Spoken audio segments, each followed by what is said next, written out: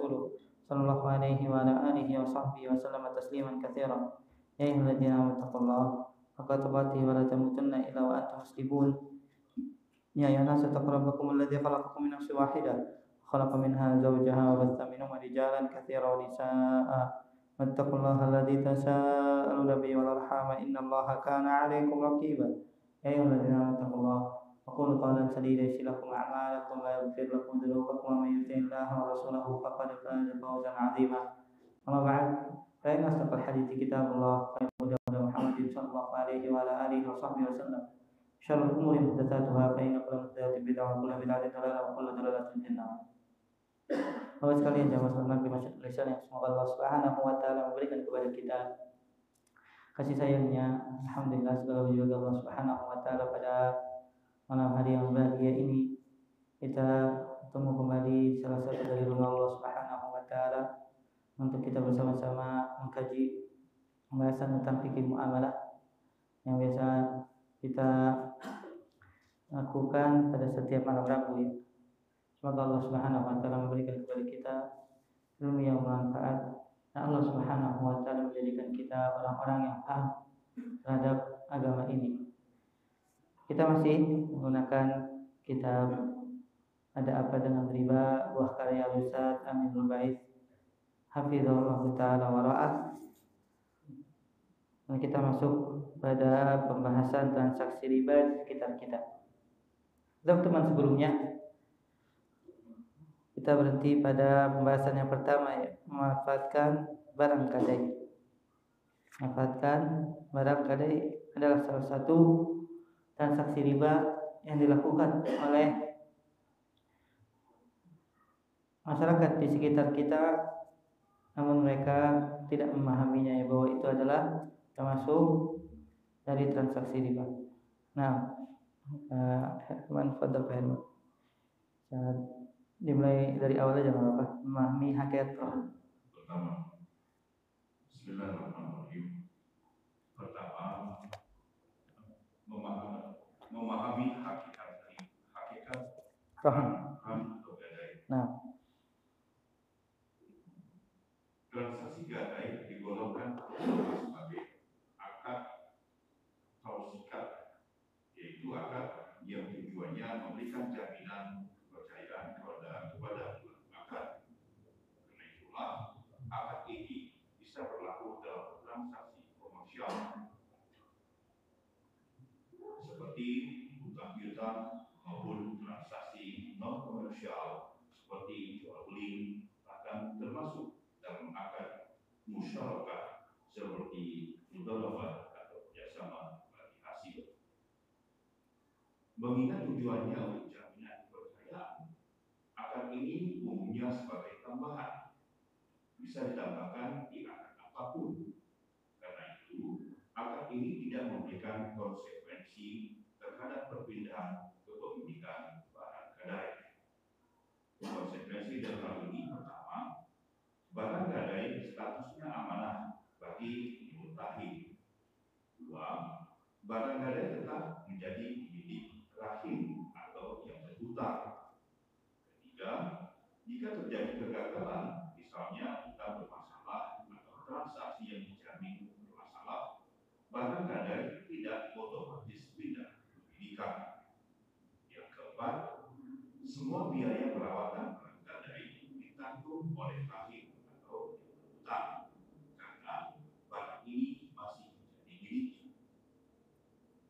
Kita menggarisbawahi bahwa dalam transaksi gadai, tujuan utamanya hanya untuk jaminan kepercayaan dan keamanan, dan bukan untuk memberi keuntungan bagi pihak yang menerima gadai.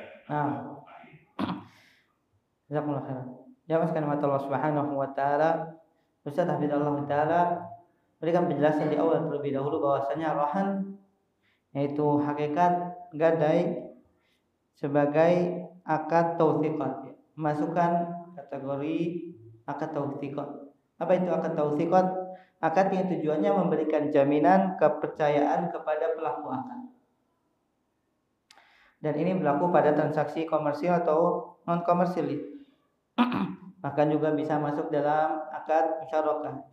Nah, ini pada asalnya hanya sebagai apa? Jaminan kepercayaan. Mengingat tujuannya untuk jaminan kepercayaan, maka akad ini sebagai tambahan bisa ditambahkan di akad apapun. Dan perlu diketahui konsekuensi dari akad rahan ini. Barang gadai statusnya amanah bagi murtahin. Murtahin itu yang dititipkan barang gadai. Barang gadai tetap menjadi milik rahin. Rahin itu yang menyerahkan barang gadai atau si penghutangnya. Jika terjadi kegagalan, misalnya utang bermasalah atau transaksi yang dijamin masalah, barang gadai tidak otomatis pindah ke pemilikan. Masih barang gadai itu milik si penyerah barang gadai tersebut atau rahin. Jadi tidak otomatis langsung pindah kepemilikannya ke murtahin. Semua biaya perawatan barang gadai ditanggung oleh rahin yang berhutang. Itu yang menyerahkan barang gadai karena barang ini pada asalnya miliknya.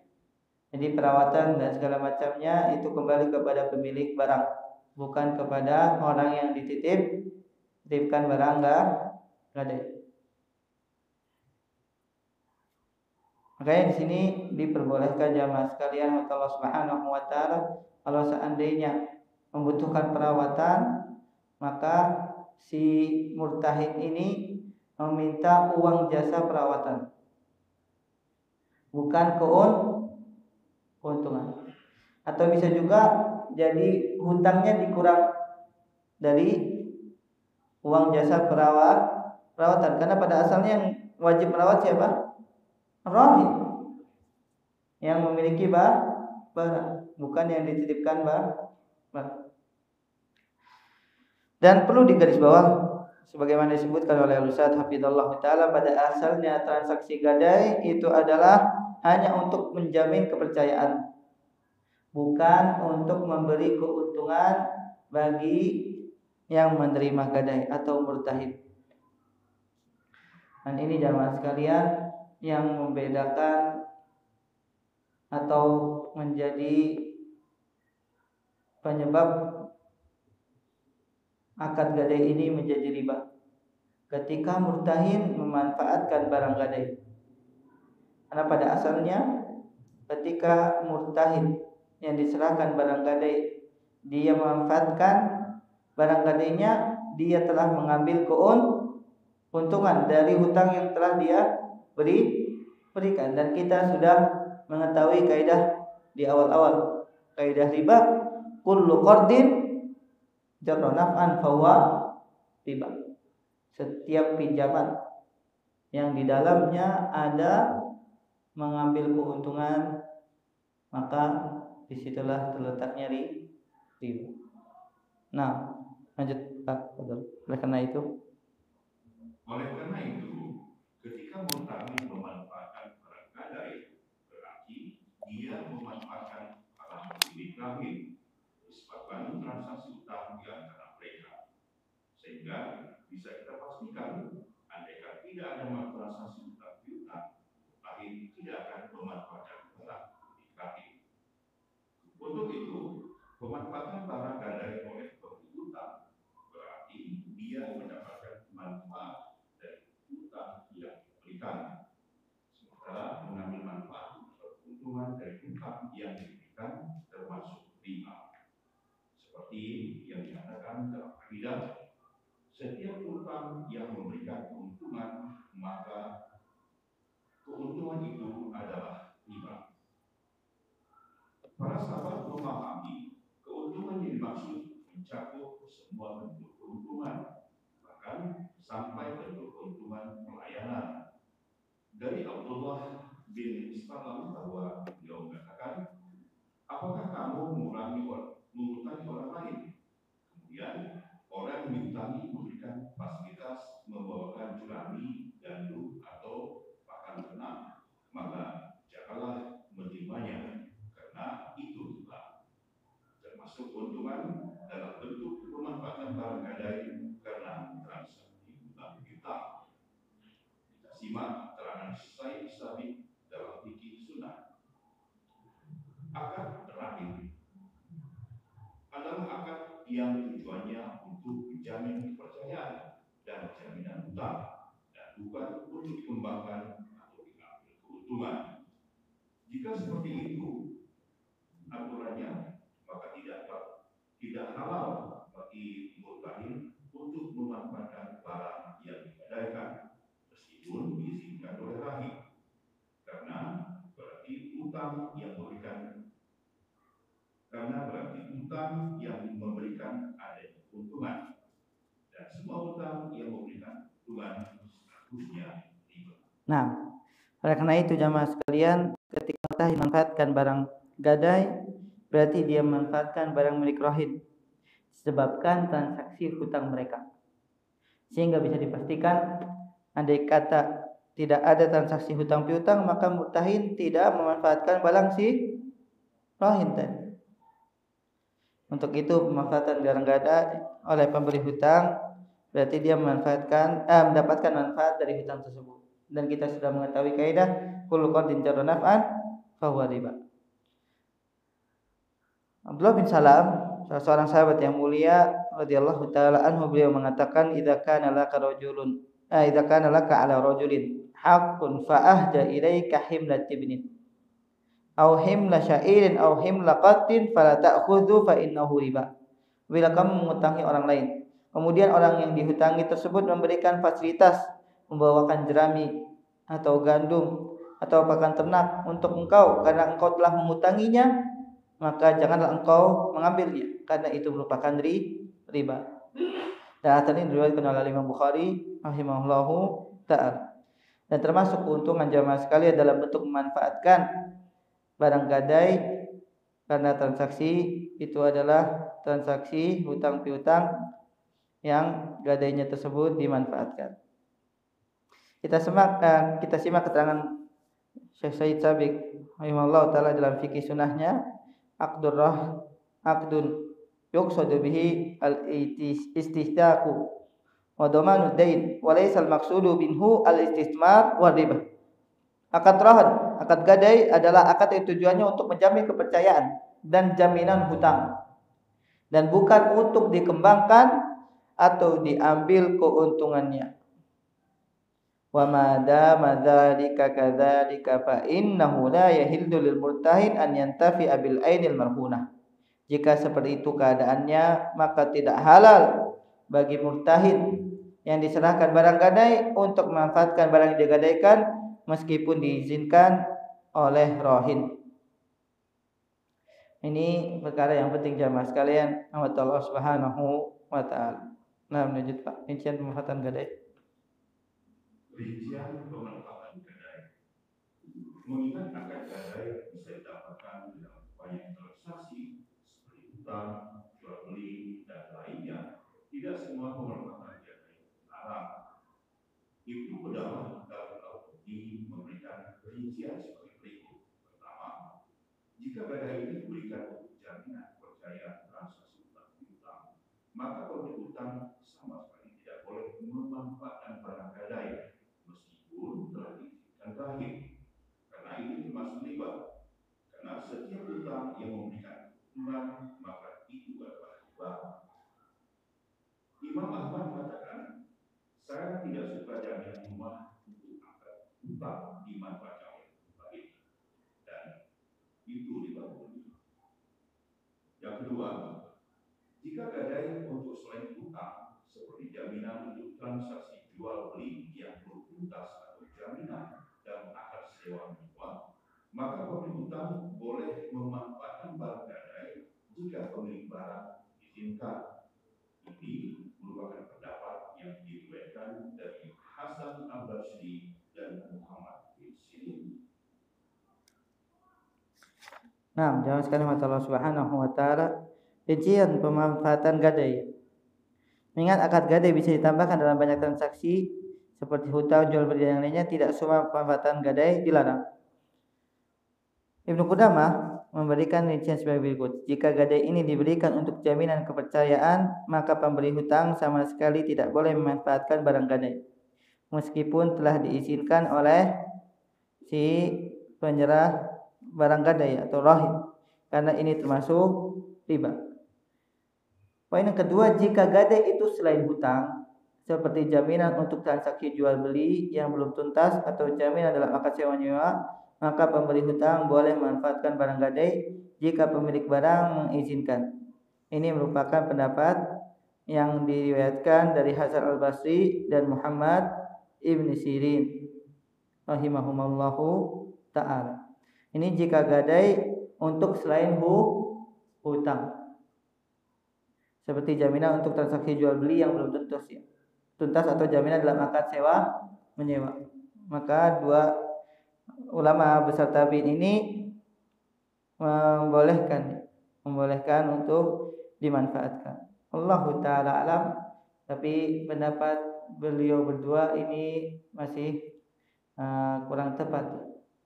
Nah, jumhur ulama Allahu ta'ala alam itu masih melarang, walaupun bukan berkaitan dengan hutang, untuk memanfaatkan barang gadai jamaah, karena di sini disebutkan transaksi jual beli yang belum tuntas. Berarti kalau yang belum tuntas pada asalnya itu masih menjadi hutang. Wallahu ta'ala alam, ini pendapatnya kurang tepat ya, karena pendapat jumhur walaupun bukan sebagai hutang tapi itu dalam transaksi kredit, maka tetap dilarang. Allah ta'ala. Nah, padahal Pak, jika gadai membutuhkan perawatan. Jika gadai membutuhkan perawatan, ulama sepakat bahwa biaya perawatan barang gadai menjadi tanggung jawab lahir atau yang utama. Al-Tahawi mengatakan, ulama sepakat bahwa biaya perawatan barang gadai jadi tanggung jawab lahir atau dan bukan mustahil. Selanjutnya, jika lahir tidak menanggung biaya perawatan, bolehkah mustahil memanfaatkan barang gadai sebagai ganti dari biaya perawatan? Menurut mazhab Hambali, jika barang gadai yang ada di tangan mustahil membutuhkan biaya perawatan seperti binatang, maka mustahil berhak untuk mengambil manfaat dari binatang itu dengan diperah susunya atau dijadikan tunggangan sebagai kompensasi atas biaya yang dikeluarkan. Dalam fikih sunnah nyatakan, jika barang gadai berupa hewan tunggangan atau binatang ternak, maka mustahil boleh memanfaatkannya sebagai ganti dari biaya yang dikeluarkan untuk itu. Orang yang menanggung biaya, dia berhak untuk memanfaatkan barang itu. Dia boleh memilikinya jika itu hewan tunggangan seperti kuda, onta, atau pirang, dan boleh dipakai untuk mengangkut batang, untuk mengangkut, dan boleh dipakai untuk mengangkut barang. Dia juga boleh mengambil susunya jika hewannya bisa diperah seperti kambing atau sapi. Ini berbeda dengan pendapat mayoritas ulama yang melarang sama sekali pemanfaatan barang gadai oleh mustahil. Namun pendapat Hambali dalam hal ini lebih kuat. Ingat hadis dari Abu Hurairah radhiyallahu anhu, Nabi SAW bersabda, susu hewan perah bisa diperah sebagai ganti biaya perawatan ketika dia digadaikan. Punggung hewan tunggangan boleh digaji sebagai ganti biaya perawatan ketika dia digadaikan. Kewajiban bagi yang menanggung dan yang memerah susunya untuk perawatnya. Hadis riwayat Abu Daud dan disahihkan Al-Albani. Namun tentu saja ini tidak berlaku untuk motor, karena motor tidak perlu perawatan. Kalaupun harus divanasi, itu hanya sebentar dan jika motor itu tidak rela, dia bisa ganti biaya perawatan dengan memakai motor itu untuk keperluan sebentar. Nah, ya sekalian Allah Subhanahu wa taala, bagaimana jika gadai membutuhkan perawatan?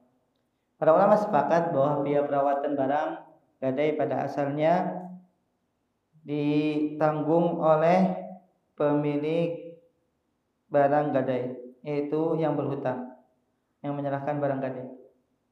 Imam Tahawi mengatakan wa ajma' ahlul ilm anna nafaqatar rahni 'ala rahin la 'ala murtahin.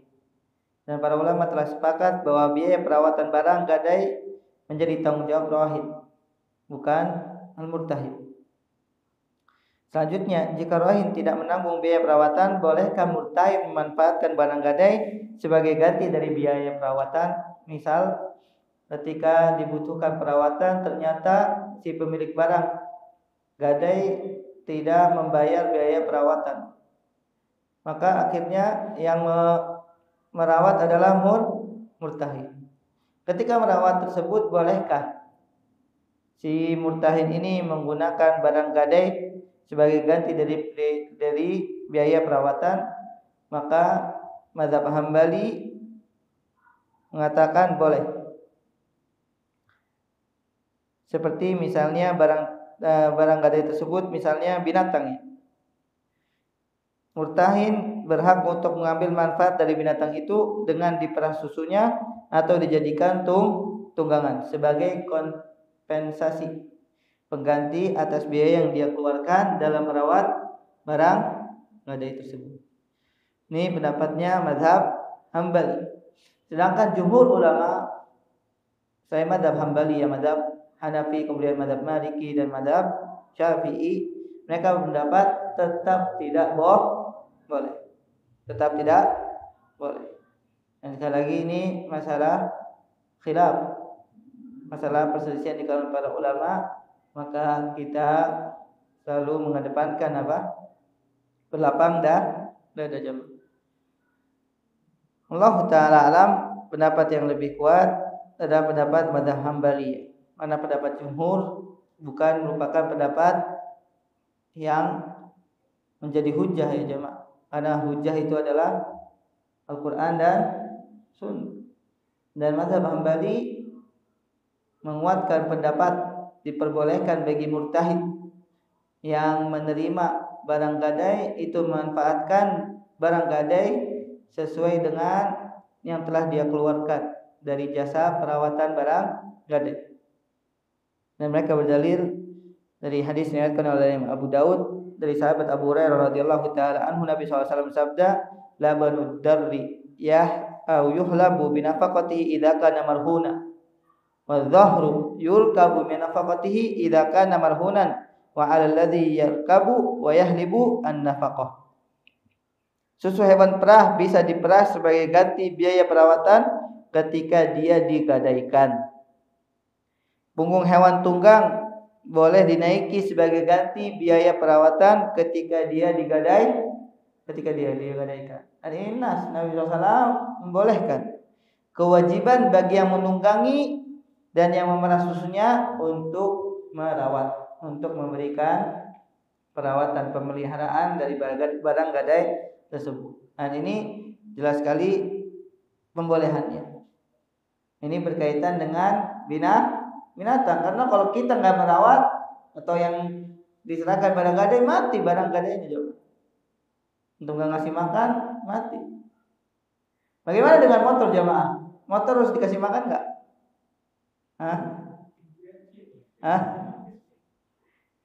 Bensin kalau dipakai, kalau nggak, antum diemin. Makanya di sini disebutkan. Kalau motor jamaah sekalian Allah Subhanahu wa taala tidak perlu antum tiap hari ngasih bensin ya. Pernah antum lihat motor harus tiap hari kasih bensin? Dia cukup dipanasi untuk merawatnya. Maka Allah Ta'ala alam tidak perlu digunakan motornya. Kecuali kata Ustaz Hafizahullah Ta'ala, dia bisa ganti biaya perawatan dengan memakai motor itu untuk keperluan sebentar saja. Tapi kalau jasa memanasi, emang harus jalan-jalan jamaah sekali?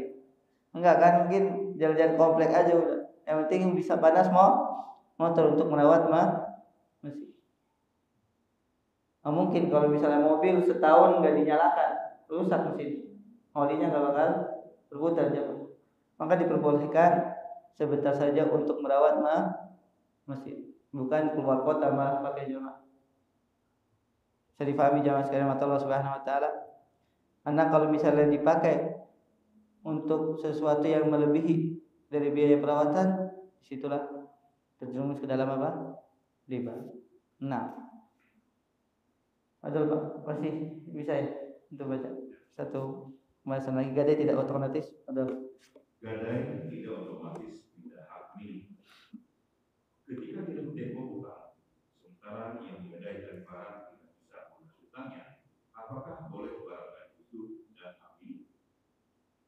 Mayoritas ulama berpendapat tidak boleh ada kesepakatan jika hutang tidak bisa dibayar pada saat jatuh tempo, maka barang gadai disita. Dinyatakan dalam satu riwayat dari sahabat Muawiyah bin Abdullah bin Ja'far bahwa ada orang yang menggadaikan rumahnya di Madinah sampai batas waktu itu hingga lewat jatuh tempo, orang yang memberi hutang langsung mengatakan rumah ini menjadi milikku. Kemudian Nabi SAW menyatakan barangkali tidak boleh dihalangi untuk memanfaatkan miliknya yang menggadaikannya. Karena itu, ketika si penghutang tidak bisa melunasi tepat waktu, barangkali tidak boleh langsung dieksekusi kecuali dengan pemilik. Akan tetapi, jika terjadi masalah, misalnya diarahin motor tidak mau menjual objek gadai, sementara dia tidak bisa melunasi hutang, maka aparat pemerintah berhak untuk membuat keputusan dalam masalah ini dalam rangka menjaga hak rakyatnya. Allah. Nah, ya Allah Subhanahu wa taala ketika jatuh tempo, sementara yang menggadaikan barang tidak bisa melunasi hutang, apakah otomatis langsung menjadi pemilik al-murtahin ya, yang dihutangi atau yang diserahkan, sementara barang gadai tersebut mayoritas ulama berpendapat tidak boleh ada kesepakatan ketika utang tidak bisa dibayar pada saat jatuh tempo, maka barang gadai disita. Tidak boleh ada kesepakatan. Nah, ini jumhur ulama. Ketika utang tidak bisa dibayar, maka barang gadai disita. Dinyatakan dalam satu riwayat dari sahabat Muawiyah bin Abdullah bahwa ada orang yang menggadaikan rumahnya di Madinah sampai batas tertentu hingga lewat jatuh tempo. Orang yang memberi hutang ini langsung mengatakan rumah ini jadi milikku. Kemudian alhamdulillah, ketika mendengar hal tersebut Nabi SAW bersabda, la yaglaqur rahnu min sahibihi alladzi rahanahu. Barang gadai tidak boleh dihalangi untuk dimanfaatkan pemiliknya yang menggadaikannya. Nabi SAW melarang orang yang telah diserahkan barang gadai ketika si pemilik barang gadai tersebut tidak mampu membayar hutang, tiba-tiba langsung otomatis berubah ke pemilikan. Nabi SAW melarang. Nah, hadisnya disahihkan oleh Syekh Syuaib Al-Arnaud rahimahullahu taala ketika mentakhrij hadis yang diriwayatkan oleh Imam Ibnu Hibban dalam kitab Sahihnya. Ini berarti jelas sekali Nabi SAW melarang untuk otomatis pindah ke kepemilikan. Bagaimana kalau seandainya si ar-rahid, si penghutang tadi yang memiliki barang gadai itu ternyata tidak mau menjual barang gadai tersebut agar hutangnya bisa dilunasi? Maka kita laporkan ke aparat pemerintahan. Nah, aparat pemerintah berhak untuk memaksa si penghutang tadi yang telah menggadaikan barangnya agar menjual barang gadai tersebut atau objek gadai tersebut hingga bisa melunasi hutangnya. Jamaah sekalian Allah Subhanahu wa taala, agar menjaga hak rakyatnya. Baik, yang sekarang banyak tersebar ya, hampir di setiap masuk perumahan ya, atau jalan-jalan ada barang gadai handphone jamaah. Benar enggak? Atau barang-barang berharga atau emas. Ana bertanya jamaah sekalian, apakah di situ ada ribanya? Hah? Ribanya di mana? Ayo. mereka pasti meminta kelebihan. Kalau emas tergantung dari gramnya biasanya jemaah. Semakin gramnya lebih besar, maka uang jasanya atau penitipannya semakin besar. Padahal asalnya kalau misalnya dia hanya menyewakan, mau beratnya berapa saja, yang namanya menitip, nggak perlu dibiayakan. Tapi disitulah keuntungan jemaah. Makanya banyak menjamu dia sekarang gerai untuk menggadaikan barang. Hanya Allah Ta'ala alam ini termasuk transaksi riba. Baik, fadhal yang kedua. Restrukturisasi transaksi. Istilah ini lebih sering kita jumpai dalam dunia perbankan, terutama kaitannya dengan kebijakan bank ketika menghadapi kredit macet nasabah. Restrukturisasi transaksi pembiayaan di bank secara umum meliputi beberapa aspek, seperti penjadwalan angsuran, perpanjangan jangka waktu pembiayaan, lunasan sebagian pokok, perubahan struktur pembiayaan, penggantian agunan, novasi atau pengalihan utang kepada pihak lain, dan beberapa lainnya. Sebenarnya, pembahasan ini tidak ada kaitannya dengan kebijakan bank. Kita tidak memiliki banyak kepentingan dengan kebijakan bank. Karena itu, apapun batasan mengenai restrukturisasi di dunia perbankan, definisi restrukturisasi pembiayaan yang konsekuensinya adalah menaikkan harga barang karena nasabah mengalami keterlambatan pelunasan. Sebagai ilustrasi,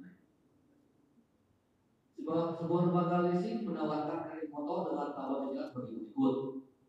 Kalau uang buka 3 juta, 10 kali cicilan itu 1,2 juta. Kalau 16 kali 1,2 juta. Kalau 22 kali 500 ribu. Kalau 28 kali 200 ribu. Ilustrasi yang kedua, kalau uang buka 3,5 juta, 10 kali cicilan 1,4 juta.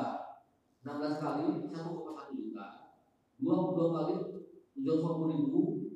Kalau 28 kali 700 ribu. Ilustrasi yang ketiga, uang buka 4 juta. Kalau bayar 10 kali 1,3 juta. Bayar 16 kali 1 juta. Bayar 22 kali 700 ribu.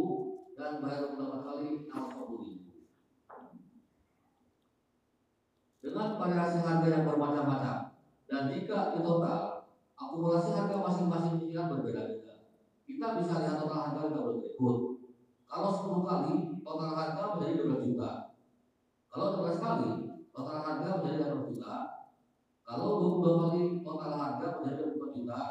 Sedangkan kalau 28 kali total harga menjadi 28 juta.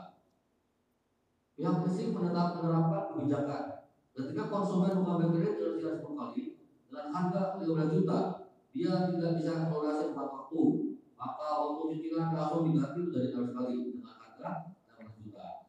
Jika tidak bisa melunasi 4 waktu, cicilan menjadi 22 kali dengan harga 20 juta, dan seterusnya. Semakin lama pelunasan, harga bertambah dengan sendirinya sesuai dengan yang tertera di brosur. Pihak leasing akan mengukur jika di 5 bulan pertama konsumen disiplin dalam cicilan, yang leasing akan membatalkan transaksi untuk cicilan 10 kali dan harga 15 juta.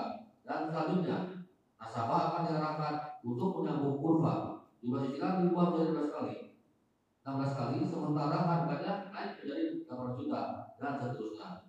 Mengikuti linearisi kurva. Semisal dengan ini, pengenaan denda keterlambatan 1-3% dan sisa pokok, sehingga ada kenaikan harga terhadap barang. Ada 2 alasan yang menunjukkan bahwa skema transaksi itu langgar syariat.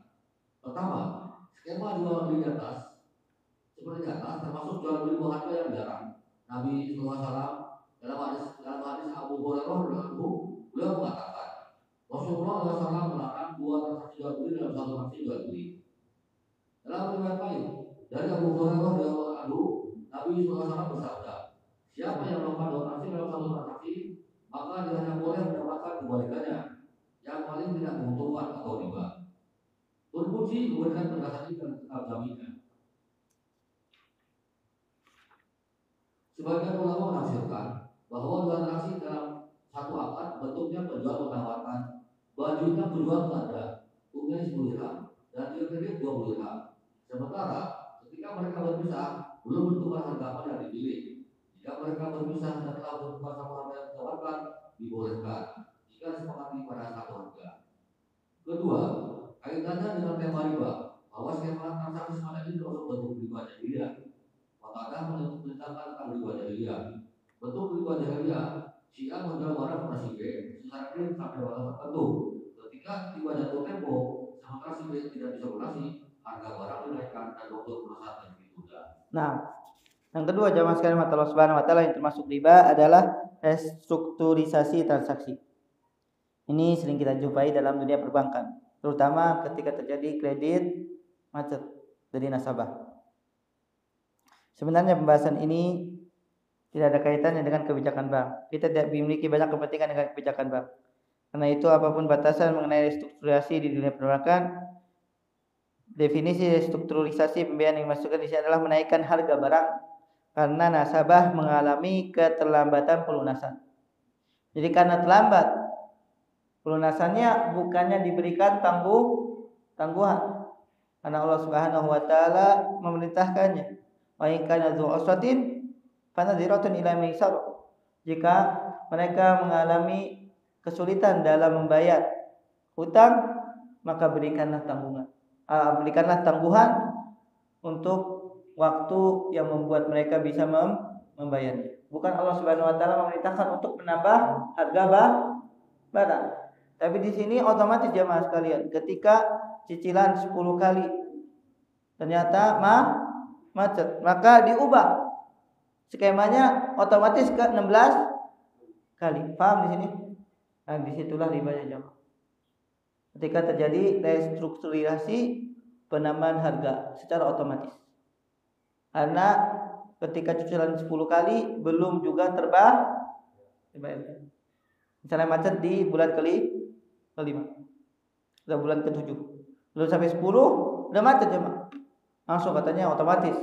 Berarti antum masuk ke 16 kali. Kalau enggak juga masuk ke cicilan yang 22 kali.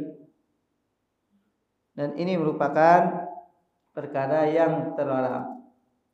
Masuk ke dalam dua penyelisihan syariat. Yang pertama masuk dalam hadis Nabi SAW, bai'ataini fi bai'ah. Nabi SAW melarang ada dua harga atau dua transaksi dalam satu transaksi. Ini jelas sekali perbedaan harga. Kalau yang memilih salah satu maka itu tidak masuk ke dalam hadis, tapi ternyata ini masuk ke dalam hadis karena ada dua harga di dalamnya. Kalau dia tidak mampu bayar di 10 kalinya, otomatis masuk ke dalam 16 kali. Dan ini masuk ke dalam larangan Nabi SAW. Kemudian yang kedua masuk ke dalam riba jahiliyah. Jamaah sekalian Allah Subhanahu wa taala, apakah benar apa yang dilakukan pihak leasing seperti ini? Kalau benar, maka disitulah riba. Tapi bagaimana yang benarnya? Fadal, kita dengar apa yang disampaikan oleh Ustaz Hafizullah Ta'ala. Skema transaksi kredit yang benar. Nah, skema transaksi kredit yang benar. Dalam jual beli kredit, penjual dibenarkan memberikan banyak harga. Namun ketika terjadi transaksi, hanya boleh ada satu harga sesuai kesepakatan. Membuat tabel brosur seperti di atas tidak masalah, karena brosur itu sebatas penawaran dan bukan akad. Hanya saja, ketika akad dilakukan, hanya ada satu harga yang diambil, sementara harga yang lain ditutup. Selanjutnya, jika terjadi keterlambatan, penjual tidak dibenarkan menaikkan harga dengan penambahan waktu cicilan. Karena ini riba jahiliyah dan melanggar larangan habis jual beli dua harga. Waktu perusahaan boleh molor, tapi harga tidak boleh ikut molor. Nah, fatwa DSN. Fatwa DSN seputar restrukturisasi pembiayaan. Dalam beberapa fatwa DSN MUI tahun 2005 dijelaskan mengenai ketentuan restrukturisasi pembiayaan murabaha yang itu bisa dilakukan dengan beberapa skema tersebut. Yang pertama, pemberian keringanan. Dalam fatwa DSN MUI nomor 46 DSN MUI 2005 dijelaskan ketentuan pemberian potongan tagihan murabaha sebagai berikut. Pertama, LKS boleh memberikan potongan dari kewajiban pembayaran kepada nasabah transaksi atau akad murabaha yang telah melakukan kewajiban membayar zakatnya dengan tepat waktu dan nasabah yang mengalami penurunan kemampuan pembayaran. Kedua, besar potongan sebagaimana dimaksud di atas diserahkan pada tunjangan LKS. Ketiga, pemberian potongan tidak boleh diperjanjikan dalam akad. Dua, penjualan objek transaksi. Dalam Fatwa DSN nomor 47 DSN MUI 2/2005 tentang ketentuan penyelesaian piutang murabahah bagi nasabah tidak mampu membayar, LKS boleh melakukan penyelesaian murabahah bagi nasabah yang tidak bisa menyelesaikan atau melunasi pembayarannya sesuai jumlah dan waktu yang telah disepakati dengan ketentuan. 1. Objek murabahah atau jaminan lainnya dijual oleh nasabah kepada LKS atau melalui LKS yang harga pasar yang disepakati. 2. Nasabah melunasi sisa utang yang kepada LKS dari hasil penjualan. Ketiga, apabila hasil penjualan melebihi sisa utang maka LKS mengembalikan sisa kepada nasabah. Yang keempat, apabila hasil penjualan lebih kecil dari sisa utang maka sisa utang tetap dari utang nasabah. Dan yang kelima, apabila nasabah tidak mampu bayar sisa utangnya maka LKS dapat membebaskannya. 3. Perpanjangan jangka waktu. Fatwa DSN nomor 48 DSN MUI tahun 2005. Penjadwalan kembali tagihan murabahah. LKS boleh melakukan penjadwalan kembali atau rescheduling tagihan murabahah bagi nasabah yang tidak bisa menyelesaikan atau melunasi biayanya sesuai jumlah dan waktu yang disepakati dengan ketentuan sebagai berikut. Pertama, tidak menambah jumlah tagihan yang tersisa. Yang kedua, pembayaran biaya dan proses penjadwalan kembali adalah biaya ini. Yang ketiga, perpanjangan masa pembayaran harus berdasarkan kesepakatan kedua belah pihak. Keputusan DSN MUI terutama Fatwa nomor 8 2005 sangat bertentangan dengan data yang dibawa Bank Syariah. Ketika bank melakukan resiko tagihan, bank menambah biaya restrukturisasi 1-3% dari sisa pokok, sehingga pokok utang nasabah menjadi bertambah. Nah, ini sekarang terus sebentar kita dengar azan terlebih dahulu. Jazakallahu khairan.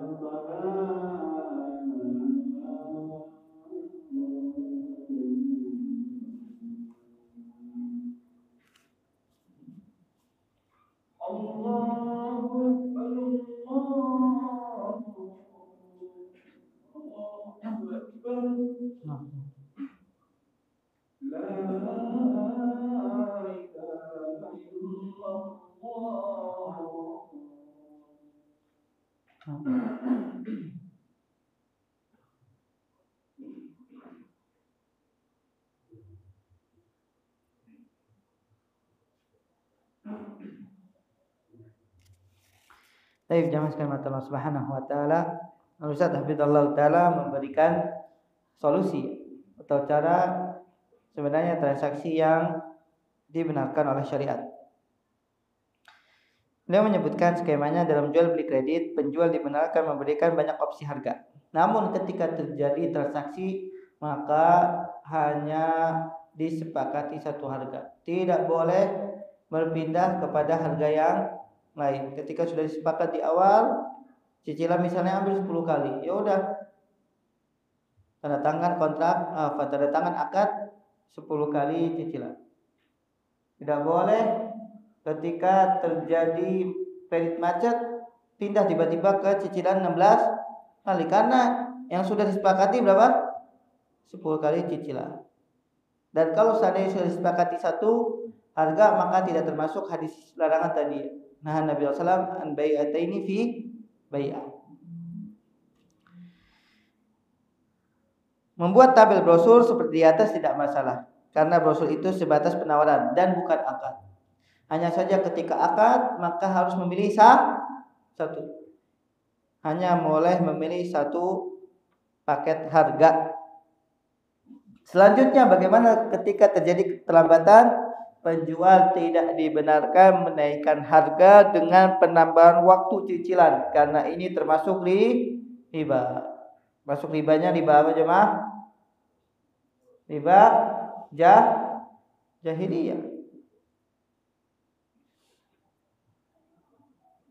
Karena ini riba jahiliyah dan melanggar larangan hadis jual beli dua harga. Waktu pelunasan boleh molor, tapi harga tidak boleh ikut molor jemaah. Harga tetap di 10 kali cicilan misalnya. Jadi pahami jamaah sekalian Allah Subhanahu wa taala.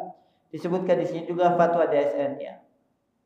Semoga Bank Syariah mengikuti fatwa DSN ini. Karena Masya Allah ternyata fatwanya itu benar-benar sesuai dengan syariat. Yang pertama, pemberian keringanan.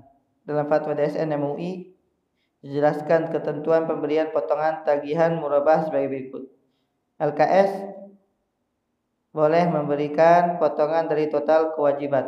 Masalah LKS singkatannya Lembaga Keuangan Syariah. Memberikan potongan dari total kewajiban pembayaran kepada nasabah dalam transaksi akad murabah yang telah melakukan kewajiban pembayaran cicilannya dengan tepat waktu, dan nasabah yang mengalami penurunan kemampuan pembayaran.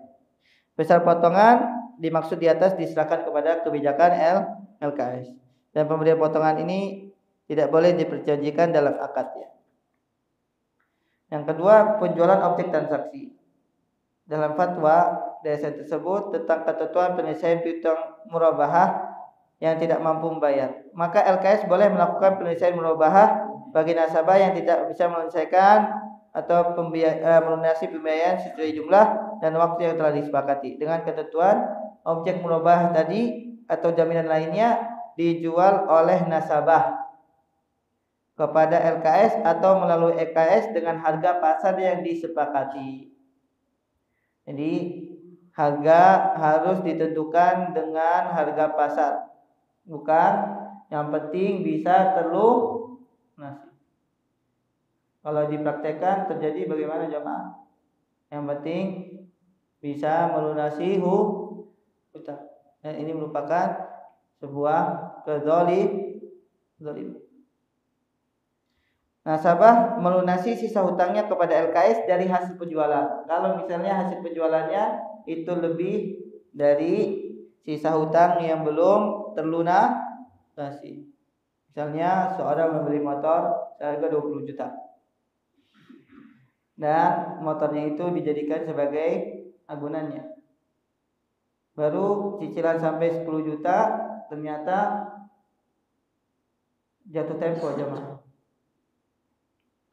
Kemudian bagaimana ini? Solusinya makanya si nasabah dianjurkan untuk menjual motor tersebut, bukan diambil paksa di mana? Di jalan jemaah. Nasabah menyerahkan motor tersebut secara sukarela kemudian dijual kepada LKS atau kepada pasar misalnya dengan harga apa? Pasar, bukan harga lelangan. Kalau harga lelangan pasti hancur ya Pak. Paham di sini? Ketika harganya misalnya motor tersebut laku 15 juta. Sedangkan hutang tersisa berapa? 10 juta. 10 juta diberikan kepada LKS, 5 jutanya diberikan kepada siapa? Pemilik motor tadi. Paham di sini jemaah? Apabila hasil penjualan melebihi sisa hutang, maka LKS wajib mengembalikan sisanya kepada nasabah. Apabila hasil penjualan lebih kecil, maka tanggungannya tetap ditanggung oleh nasabah. Dan boleh bagi LKS misalnya karena melihat ya ini kayaknya sudah tidak mau bayar lagi, maka dihapuskan hutangnya, dan ini kebaikan bagi LKS. Bukan malah menambah hutang. Nah, bagaimana skema perpanjangan jangka waktu? Maka disinilah restrukturisasi yang benar. Kata Fatwa DSN, penjadwalan kembali tagihan murabahah, ketentuannya yang pertama tidak boleh menambah jumlah tagihan yang tersisa. Kalau 10 juta udah 10 juta aja. Ditunggu lagi. Misalnya sebulan 2 bulan agar bisa melunasi 10 juta. Ya boleh bertambah menjadi 11 juta misalnya. Yang kedua, pembebanan biaya dalam proses penjadwalan kembali adalah biaya real. Yang ketiga, perpanjangan masa pembayaran harus berdasarkan kesepakatan kedua belah pihak. Jadi sama sekali DSN tidak menyebutkan pertambahan. Akan tapi kenyataannya disebutkan di sini di antara bank syariah ternyata merestrukturisasinya dengan tambahan sisa pokok 1-3%. Dan kita mengetahui jamaah, kalau seandainya 1-3% dianggapnya kecil, maka tetap itu riba. Karena dosa tidak dilihat kecil. Apalagi dosa riba. Tentu ini merupakan sesuatu yang harus diperbaiki pada sebagian bank syariah yang masih menambahkan dari biaya pokok atau sisa pokok untuk dibebani kepada nasabah. Nah, ini merupakan riba. Walaupun namanya bank syariah. Ya anna al-asma la tughayyirul haqiqah. Karena nama tidak bisa merubah hakikat. Walaupun mungkin diganti bukan bunga istilahnya. Ada istilahnya jamaah tidak hadir kalau bank syariah istilahnya bukan bunga jamaah. Mereka mengganti ketika menambah biaya pokoknya dengan tambahan 1%, 3%, itu namanya bukan bunga analog. Maka nama tersebut tidak akan mengubah hakikat. Ya riba walaupun namanya diperbagus dengan bahasa Arab. Nah, lupa mereka istilahnya apa. Betul ada fatwa tentang restrukturisasi, tapi bank syariah telah melanggarnya. Jika itu disebut biaya penjadwalan, DSN telah menetapkan harus sesuai biaya real. Dan yang namanya biaya real tidak mungkin mengikuti besar sisa pokok. Allahu ta'ala alam bis. Maka jamaah sekalian Allah Subhanahu wa taala, restrukturisasi yang terjadi pada kredit di sekitar kita, kalau skemanya seperti yang di awal disebutkan tidak sesuai dengan DSN, ini adalah riba. Semoga Allah Subhanahu wa taala menjauhkan kita dari hal tersebut. Nah, baik, jamaah sekalian Allah Subhanahu wa taala, ada yang ingin bertanya terlebih dahulu tentang masalah ini? Ada.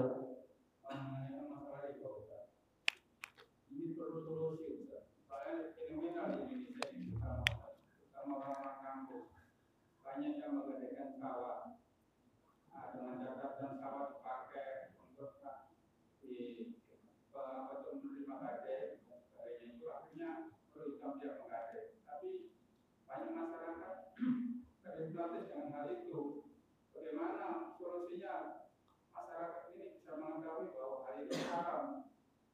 Nah, banyak sekali masyarakat kamu tidak mengetahui dengan cara seperti ini karena tidak ngaji dan tidak belajar apa yang ada dalam kitab-kitab Al-Quran dan Sunnah. Nah, kemudian restrukturisasi. Yang namanya restrukturisasi itu yang jelas seperti hanya leasing. Leasing itu tidak ada kaitannya dengan bank karena leasing memberikan harga tersebut buat konsumen sehingga leasing itu mengajukan bahwa harganya barang sekian itu aja, tapi leasing sendiri yang memberikan arahan bahwa mereka terjadi dua harga itu bank tidak mengetahui, hanya ini aja. Jadi menurut pendapat saya restrukturisasi itu pasti terlibat sekali.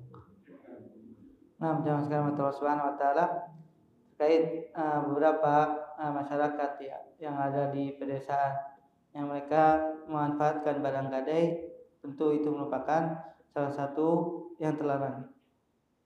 Manfaatkan sawah misalnya yang digadaikan itu merupakan termasuk larangan yang kita bahas karena dia memanfaatkan barang gadai disebabkan hutang yang telah dia berikan.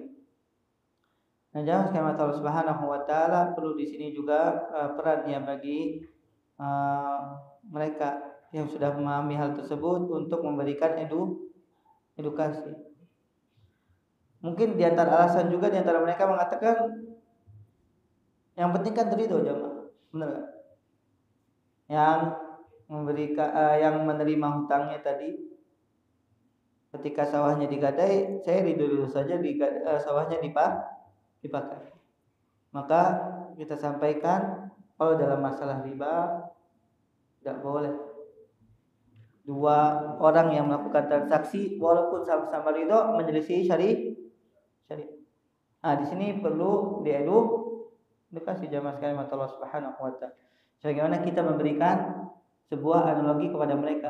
Ada dua orang laki-laki dan perempuan melakukan perzinahan sama-sama ridho. Apakah hukum zina menjadi boleh? Tidak boleh. Paham di sini? Atau misalnya transaksi khamar sama-sama di ridho. Apakah membeli khamar atau khamar menjadi halal karena transaksinya dilakukan secara ridho? Tidak. Ya khamar tetap khamar. Maka di sini perlu adanya edukasi lebih ya. Kalau misalnya mereka belum sampai kepada mereka tentang ilmu ini, Allah Subhanahu wa taala mudah-mudahan memberikan uzur. Tapi sekarang arus informasi semakin mudah, harusnya mereka memiliki memiliki kepedulian tentang agama ini agar mereka tidak terjerumus ke dalam riba. Adapun yang kedua pernyataannya sekolah yang sama. Nah, apa yang kita sampaikan bahwasanya hendaknya kita berusaha meninggalkan leasing karena disitulah ribanya. Allahu taala alam. Subhanakallahumma wa bihamdika asyhadu an la ilaha illa anta astaghfiruka wa atubu ilaik. Assalamualaikum warahmatullahi wabarakatuh.